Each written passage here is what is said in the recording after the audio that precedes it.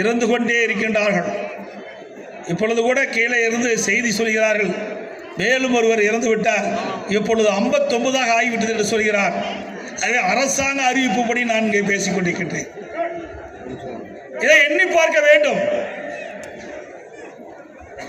இன்னைக்கு விடியா திமுக முதலமைச்சர் அடக்குமுறையை கையாளுகிறார். இப்படி பாதிக்கப்பட்ட தாழ்த்தப்பட்ட மக்களுக்கு நீதி கிடைக்க வேண்டும் என்பதற்காக அனைத்து இந்திய அண்ணா திராவிட முன்னேற்ற கழகத்தின் சார்பாக அனைத்து மாவட்ட தலைவர்களும் ஆர்ப்பாட்டம் நடைபெறும் என்று அறிவிக்கப்பட்டு ஆர்ப்பாட்டத்தை நடத்துவதற்கு இன்றைக்கு இடையூறு செய்து கொண்டிருக்கின்றார்கள். இங்கே கூட இரவு மேடை போடப்பட்டது, அவசரமாக அந்த மேடை அகற்றினார்கள். தற்காலிக மேடை மாவட்ட செயலர் அமைத்து இங்கே நான் பேசிக் கொண்டிருக்கின்றேன். அதிகாரிகளை இந்த ஆட்சியாளர் ஆட்டி படைக்கின்றார்கள். ஆட்சி அதிகாரத்தை வைத்துக் கொண்டு திராவிட முன்னேற்ற கழகத்தைச் சேர்ந்த இந்த பகுதியில் இருக்கின்ற முக்கிய புள்ளிகள் அவருடைய துணையோடு தான் இந்த கள்ளச்சாராய விற்பனை நடைபெற்றதாக நான் கள்ளச்சாராயம் குடித்து மரணம் அடைந்தவருடைய உடலுக்கு அஞ்சலி செலுத்தி வருகின்ற பொழுது அந்த மக்கள் என்னிடத்திலே இந்த செய்தியை சொன்னார்கள். ஒரு நகரத்துடைய மையப்பகுதியிலே கள்ளச்சாராயம் விற்பனை செய்து என்று சொன்னால் ஆளுங்கட்சியுடைய ஆதரவு இல்லாமல் இந்த கள்ளச்சாராய விற்பனை நடைபெறாது. நான் சொன்னதை போல இன்றைக்கு காவல்துறை காவல் நிலையத்திற்கு அருகாவிலேயே இந்த கள்ளச்சாராய விற்பனை நடைபெறும் என்று சொன்னால் இந்த ஆட்சியுடைய அவலங்களை நீங்கள் எண்ணி பார்க்க வேண்டும். நடைபெறுவதற்கு யார் காரணம்?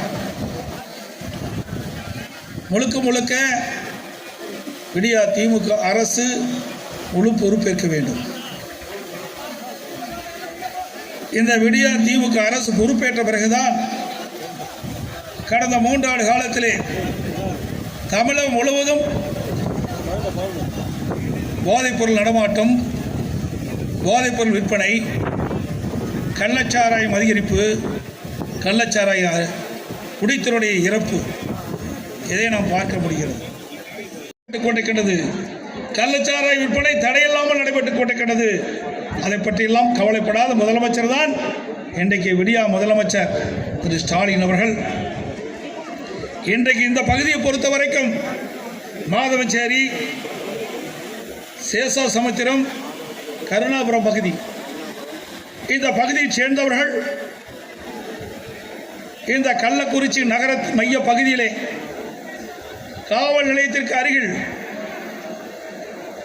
நீதிமன்ற வளாகத்திற்கு அருகில், மாவட்ட ஆட்சியாளர் இருக்கின்ற இந்த பகுதி, மாவட்ட காவல்துறை அலுவலகம் இருக்கின்ற பகுதி, இந்த பகுதியிலே தங்கு தடை இல்லாமல் கள்ளச்சாராய விற்பனை நடைபெறுகிறது என்று சொன்னால்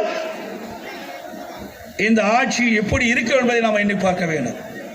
அறிவிப்புப்படி 58 பேர் இறந்திருக்கிறார் என்று சொன்னால் அந்த 58 பேருக்கும் பொறுப்பு ஏற்றுக்கொள்வது அரசாங்கத்தினுடைய கடமை.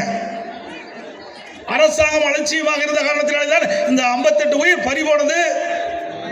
இந்த 58 குடும்பம் நடுத்தருவு வந்ததற்கு காரணம் இந்த விடியா திமுக முதலமைச்சர் திரு ஸ்டாலின் அவர்கள்.